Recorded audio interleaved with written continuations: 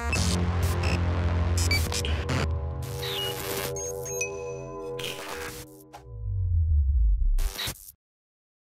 crypto family, hope y'all been doing good today. It's great to see the market bounce back after that recent Bitfinex FUD. I'm actually going to go over a couple news articles concerning that and then a couple others concerning some different countries. But first, let's go over the market. So we can see Bitcoin is up 0.75% to $5,275. We see Ethereum's up 2.5% to $159. And then again, a lot of the altcoins are up a couple percent. Cardano is actually a strong performer today, up 5.5% to 7.1 cents. And Tezos is up 10% to $1.21. So again, a lot of good price action going on with these coins, a lot of strong performers, and it's great to see a lot of these altcoins showing some gains again. But looking at the Bitcoin analysis here on the daily chart, so you can see Bitcoin, after it bounced off that $5,000 level from the FUD that happened with Bitfinex, it's risen, and right now it's sitting at about 51.72. So again, we had that crossover from the 50-day over the 200-day, which was extremely bullish, and we have held that $5,000 support. So this may be the new support, but again, not going to speak too soon, but we're going to have to see what happens. But right now, the biggest thing in our way is trying to get back up to this 5,500 resistance and breaking that. So that is the main thing we're going to look out for. If we do drop, then we're going to look around here, this $4,700 level, which was temporary support when we had this huge rally. And if not, then this 4,200 level is very strong support after that. So hopefully we don't get there. Hopefully we continue to rise. The RSI, it's good. It kind of reset itself, so it's not really too overbought right now. So again, a lot of room to run to the upside. So that's always good. And again, we'll have to see what happens with that, and just trade accordingly. Don't make any rash decisions until the market decides which way it wants to go. Now, the first news article is a pretty big one, and it's concerning E-Trade. It says E-Trade is close to launching cryptocurrency trading. Now, this is big news because, as you know, TD Ameritrade actually announced, well, they didn't announce it, but secretly, there are some people that said they were able to trade Bitcoin on TD Ameritrade, whether it was a paper trade or real trade. People were still saying that they were able to trade Bitcoin. So TD Ameritrade hasn't publicly announced that yet, but it looks like E-Trade is trying to get in front of that train and lead the way. So it says E-Trade Financial Corp is getting ready to let customers trade cryptocurrencies on its platform, according to a person familiar with the matter. The firm will start by adding Bitcoin and Ethereum and will consider adding other cryptocurrencies in the future, said the person, who has to remain anonymous because the matter is private. Spokesman for E-Trade declined to comment. So again, E-Trade is still trying to keep the secret, but there is things happening behind the scenes, and this is huge because E-Trade, has a customer base of over 5 million people. So for them on their platform, which is already hugely popular, to introduce cryptocurrency trading, again, that's another wave of people that we do not currently have. It says E-Trade will be one of the largest security brokerages to allow crypto trading. It will enter into a competitive market with startups like Coinbase, which have made names for themselves as the go-to place for such transactions. So again, you have all these different companies, trying to get on board with cryptocurrencies, and E-Trade is really leading that way in terms of, the real world securities trading platform now going to allow cryptocurrencies.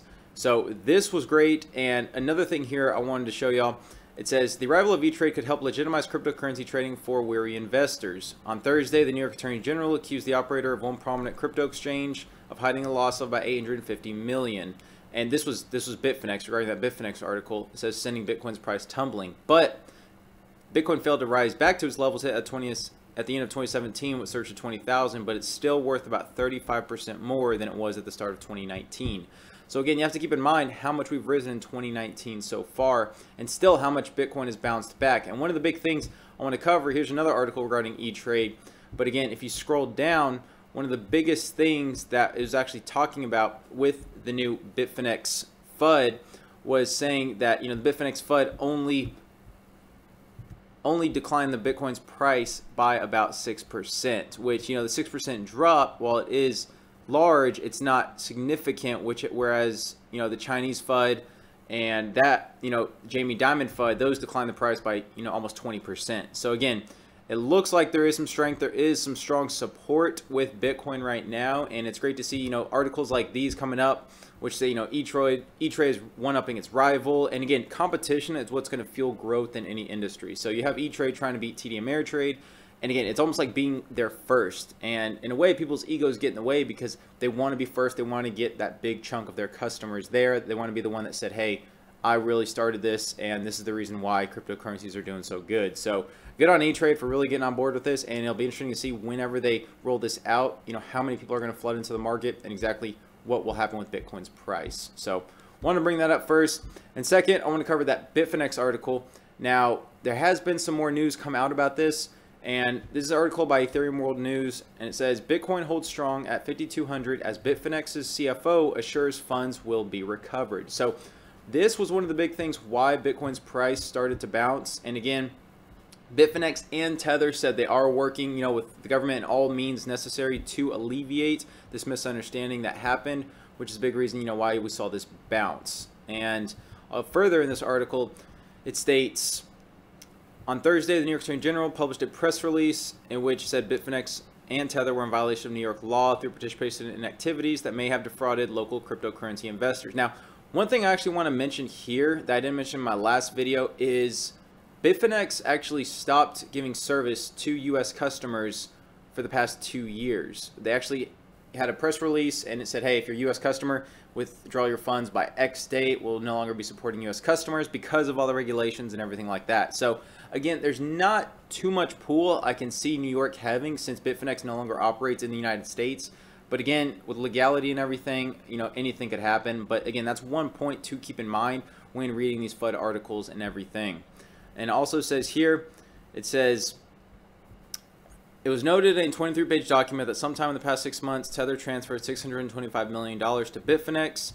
And just recently, Bitfinex is reported to have returned the funds, but still has iFinex shares backed line of credit, which amounts to 700 open with Tether.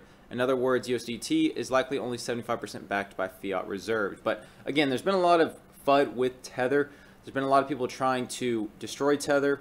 And you can see those stable coins, a lot of them have popped up in the past couple of years, and they are backed by the government. They're at least tied to the government with like Gemini Exchange and those such coins. So again, it could be an attack on Tether because they see it as a threat and they want their own stable coins. They want to be able to have the power to take anyone's funds, at a moment's notice. So I think that's another reason why we're seeing an attack on Tether.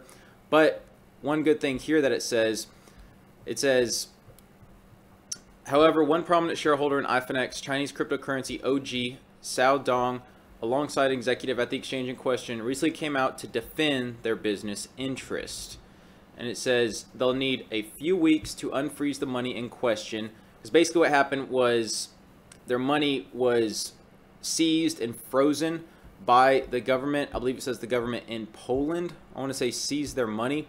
And that's why right now they aren't able to get that $650 million. It says the veracity of this claim was backed, but Dong explained that if the money actually is in possession of authorities, they understand that they have a tacit obligation to return the funds to clients and Bitfinex itself. Dong adds that he trusts them, adding that Tether is much, much better than other banks. So again, he's confident they can get the money back. And again, so it wasn't necessarily lost, it was just seized, which was a big misunderstanding of a lot of people. And you can see at the bottom here, while BTC looks undecided as to where it should be head next, some analysts are adamant that the fact Bitcoin is only down 6% off the news is proof that the cryptocurrency market could be finally entering a bullish state. So again, it's easy to get caught up in this FUD and jump to conclusions, but again, always have to wait a couple days later to see exactly what's happening and not making rash decisions one way or the other. So it's glad to see this is coming out, and hopefully things work out for them. Now, next article. This one says, again, speaking of FUD articles, this one's by Coin News. It says, this awful Bitcoin stat guarantees it's not crypto's future, says mathematician. Now, this is one of the craziest articles I've seen. Basically what they're saying is, because Bitcoin can only transact at max 13 transactions per second. I take into account they're not, really taking into account the Lightning Network. But basically it says it compares it to Visa, and how Visa is over 24,000 transactions per second. And basically, Bitcoin was going to take a long time to even get that high, and slow transaction times and everything like that. And basically they're saying that's why Bitcoin's not the future.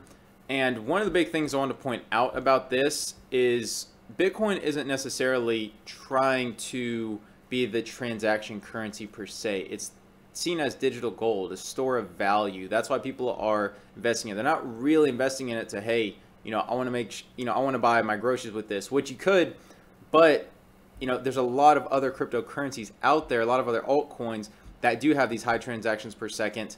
And, to be able to compete with Visa that are coming out. I mean, you have Storecoin, which is a protocol that hasn't even come out yet. They're actually supposed to be able to beat Visa in their transactions per second. You have Ripple getting, at least 9,000 transactions per second. You have a lot of these other altcoins that are, stepping up to the plate. So I don't see why they're necessarily saying, Bitcoin's not the future of crypto, when in turn, Bitcoin's what started crypto. And if anything, it's seen more as a store of value than a transactional currency. But nonetheless, people are still trying to help that stigma with, again, introduction of the Lightning Network and other means to help speed up and take in more transactions. But again, this article is a lot of FUD. So if you see this, going around, don't even, pay much attention to it, because they're trying to compare apples and oranges here. So again, it's people not really understanding the basic fundamentals of cryptocurrencies and which different cryptocurrencies are made for which use case. So just wanted to bring that to your attention. And then another article here is about the Indian government. So Indian private sector bank HDFC issues threatening emails against cryptocurrency buyers. Now, as you know, India is one of those countries that aren't really in favor of cryptocurrencies. They're similar to China in their thinking, and in the sense that they want to know what you're doing with the cryptocurrencies, where it's going, why you're using it, why you're buying it. And basically what happened was people who have seen transaction cryptocurrencies, like for example, using their bank to buy cryptocurrencies or selling cryptocurrencies, depositing to their bank, they've gotten emails. It says, caution advice for account number ending X dealing in virtual currency. We've observed that virtual currency transactions are reflected in your account, and as per RBI guidelines, it is not permitted. Thus, kindly clarify the nature of these transactions by visiting the nearest branch within 30 days of the date of this letter. And if we don't hear from you, then we may restrict transactions on your account, and then to comply with them, blah, blah, blah. So basically they're cracking down on any transactions with cryptocurrencies and a person's bank. So, that begs the big question, why people don't want banks involved in cryptocurrencies and why they are trying to control everything. So I can see why people, don't want that association because of things like this happening. And basically India is trying to really clamp down on what people can use cryptocurrencies for and if they can even trade them at all. So this is something to keep in mind, and, just don't think this is FUD. I mean, there's always going to be countries that don't want cryptocurrencies there. But again, the majority of the global system does want cryptocurrencies. They see it as a better form of transaction speed, of payments, of security, basically everything. And a lot of people see it as the future, especially blockchain, and just how positive it can impact the world. So it says, the draft stated that, quote, there is an urgent need to ban sale, purchase, and issuance of cryptocurrency. However, the final law will only be tabled before the next government following the country's general elections by the end of May. So again, we have until the end of May to see what action, if any, they want to take on cryptocurrencies. But, either way, if it comes out negative, I mean, again, you're always going to have countries that don't agree fully. So don't let this, FUD, influence your decision whether you buy or sell cryptocurrencies, basically. And then one of the last articles here, it says Bitcoin bulls drive $20 million into New York-based crypto trust. So one of the New York-based Grayscale Investments, which is a digital currency group, basically one of the biggest cryptocurrency investment groups around, and it says they actually bought in over $20 million in total investments, according to a statement issued by CEO and founder Barry Silbert. Which, this is amazing because this their highest week since 2017. So basically, it's the most investments they've made since 2017, which was the previous bull market. And you can see here that the short interest is actually down as well. So it tells you, that the bullish sentiment is starting to increase, which is also a good sign.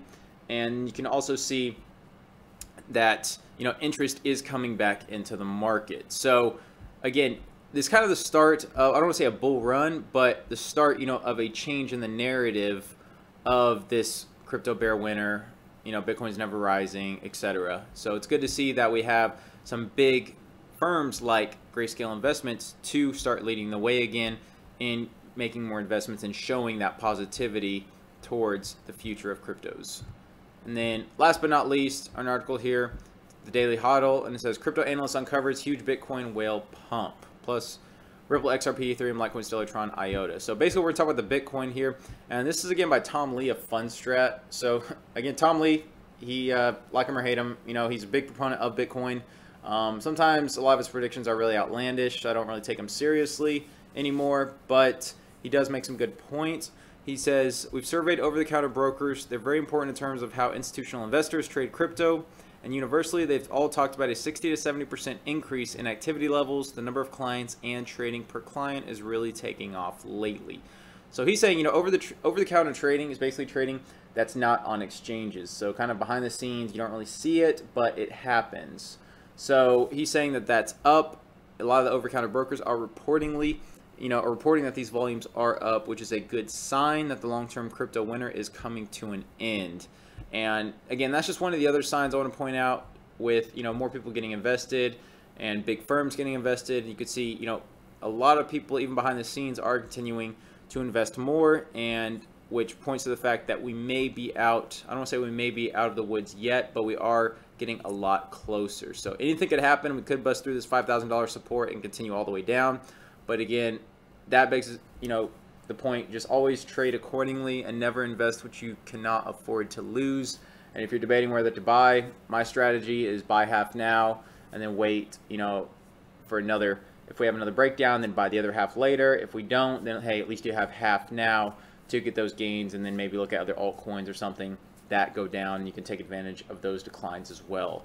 So just some trading strategies. Again, not investment advice, just my opinion, but something to have some exposure, but not all of the exposure. So with that, if you enjoyed this video, please give it a like, comment if you have any questions, and please subscribe if you haven't. Until next time, thanks for watching.